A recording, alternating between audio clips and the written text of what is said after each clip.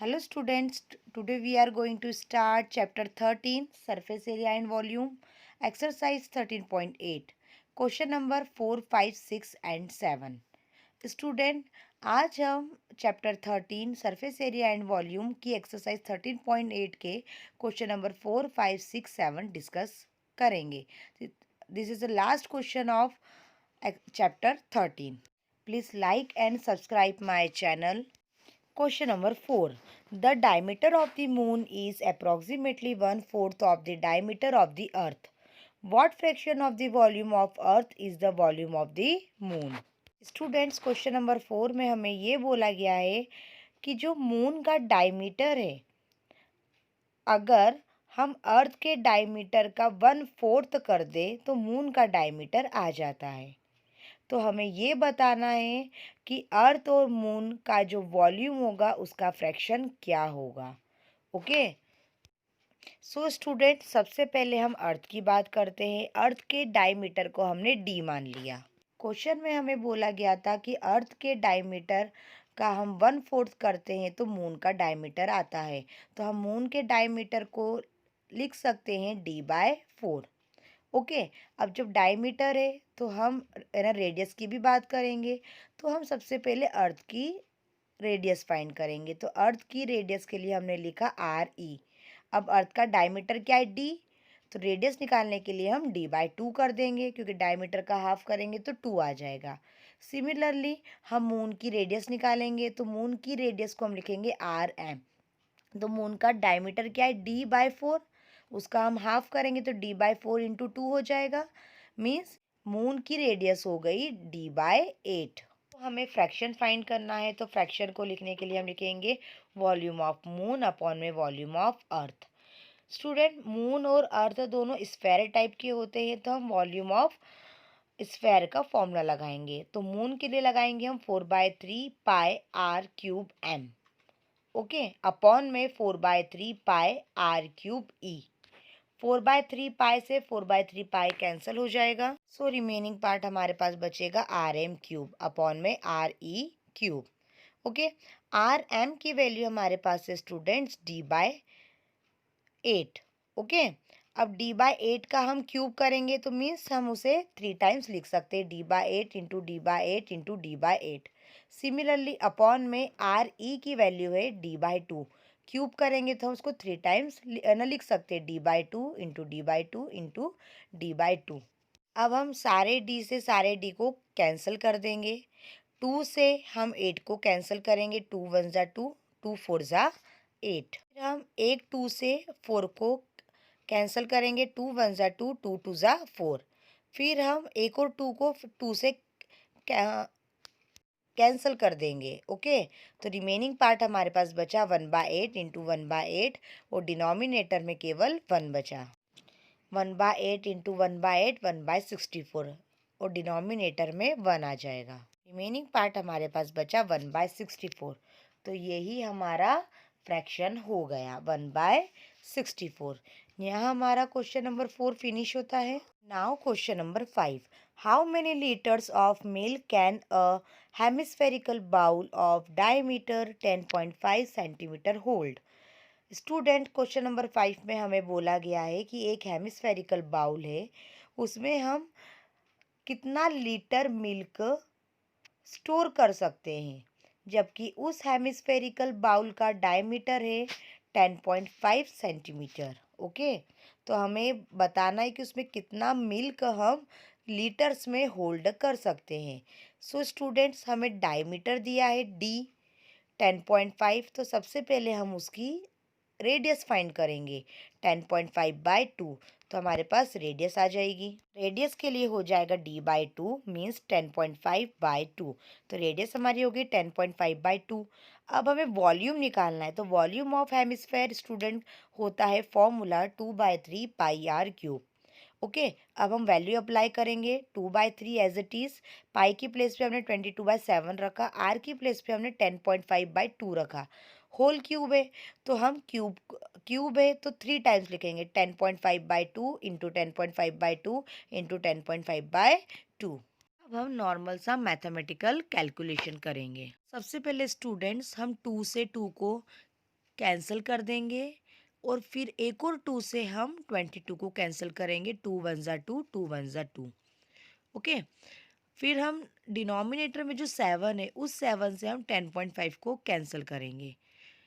7 one जा 7, remaining आया 3, 7 five ज़ा 35, तो 1.5 आ गया। हम 1.5 को 3 से कैंसिल करेंगे। 3 वन ज़ा 3, 3 फाइव ज़ा 15, तो 0.5 आ जाएगा। ओके, अब जो भी रिमेनिंग पार्ट होगा हम उसे कैलकुलेट करेंगे। रिमेनिंग पार्ट हमारे पास जो भी है हमें उसे पहले लिख लेंगे। 11 इंटू 10.5 इंटू 10.5 इंटू 0.5 अपॉन में 2। सारी क्वांटिटी को मल्टीप्लाई करने के बाद हमारे पास आता है 606.375 बाई 2।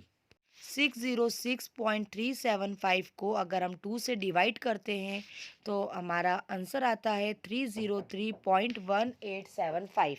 लेकिन स्टूडेंट्स हमें ये लीटर में कन्वर्ट करने को बोला गया है कि हमें जो भी वॉल्यूम मिलेगा वो लीटर में होना चाहिए, तो हम 1000 से डिवाइड कर देंगे। तो 303.1875 को हम 1000 से डिवाइड करेंगे, तो 1000 पे डिवाइड करने पर हमारा आंसर आता है। पॉइंट पहले 303 के बाद लगाता है। अब हम पॉइंट को आगे की तरफ खिसका देंगे 3 पोजीशन तक, तो हमारा फाइनल आंसर लीटर में हो जाएगा 0.303185 लीटर। तो यहाँ पे हमारा ये क्वेश्चन फिनिश होता है। Now question number 6, a hemispherical tank is made up of an iron sheet 1 centimetre thick. If the inner radius is 1 meter, then find the volume of the iron used to make the tank. Student, question number 6 में हमें बोला गया है कि एक hemispherical tank है जो iron की शीट से बना हुआ है और जो आयरन की शीट की जो मोटाई है वो 1 सेंटीमीटर थिक है और उस हेमिस्फेरिकल टैंक का इनर जो है ना रेडियस है वो 1 मीटर है। तो हमें वॉल्यूम फाइंड करना है कि उसमें कितना आयरन यूज़ हुआ है टैंक को बनाने में। स्टूडेंट, क्वेश्चन में हमें रेडियस है ना दी हुई थी, इनर रेडियस 1 मीटर, तो हमारे पास आर हो गया ना 1 मीटर। ओके, और आयरन शीट जो है हमारी 1 सेंटीमीटर थिक है। तो सबसे पहले हम 1 सेंटीमीटर को मीटर में ना कन्वर्ट करेंगे। तो 1 सेंटीमीटर को मीटर में कन्वर्ट करते हैं तो 100 का डिवाइड करते हैं, तो 1 अपॉन में 100, तो हो जाएगा हमारा 0.01 मीटर। तो पूरे हेमिस्फेरिकल टैंक की जो रेडियस है, ठीक है, तो वो हमें फाइंड करनी पड़ेगी।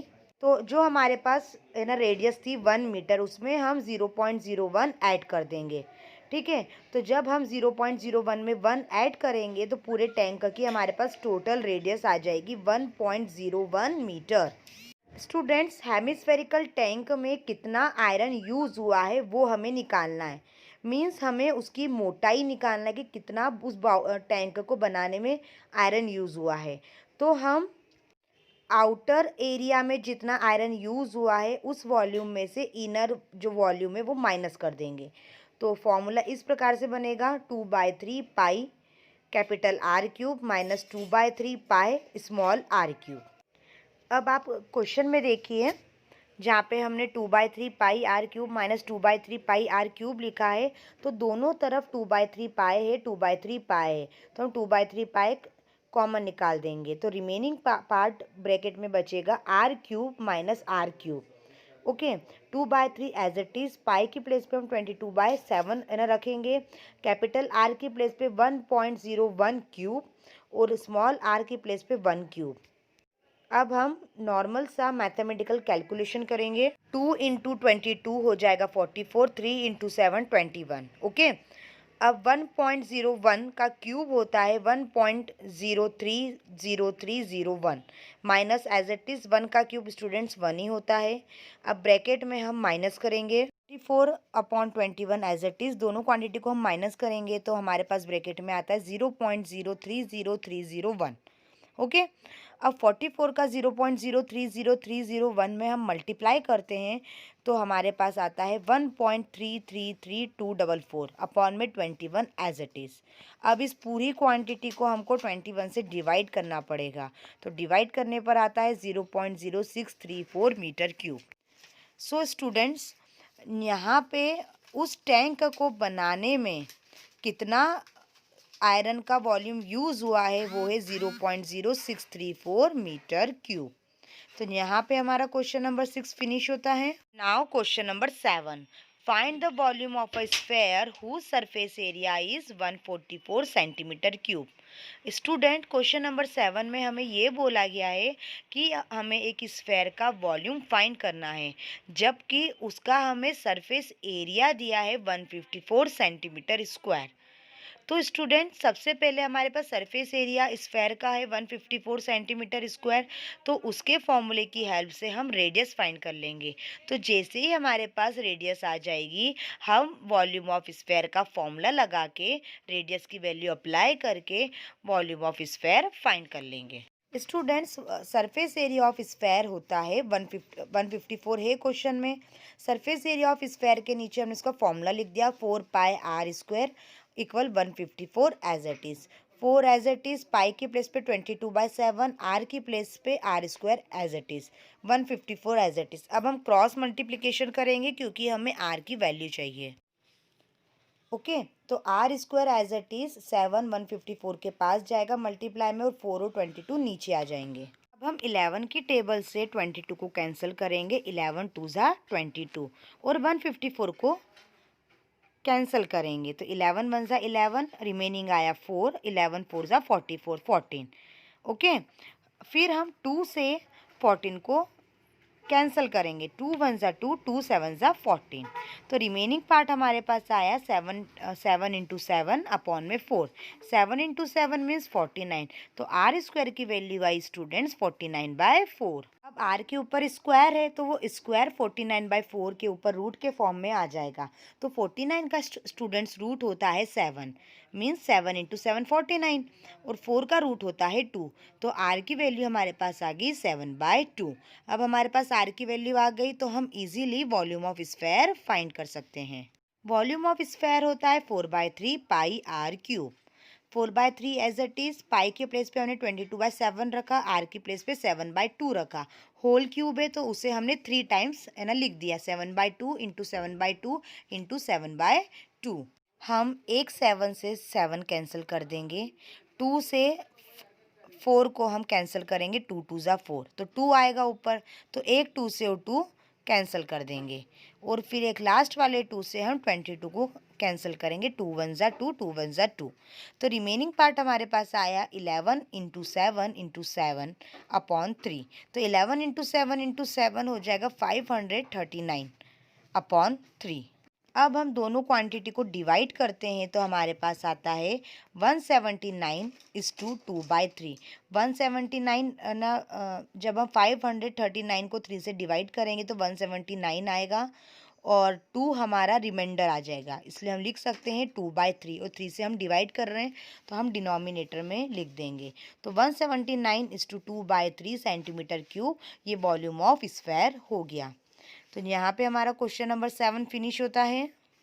Last question, a capsule of medicine is in the shape of a sphere of diameter 3.5 mm. How much medicine is need to fill this capsule.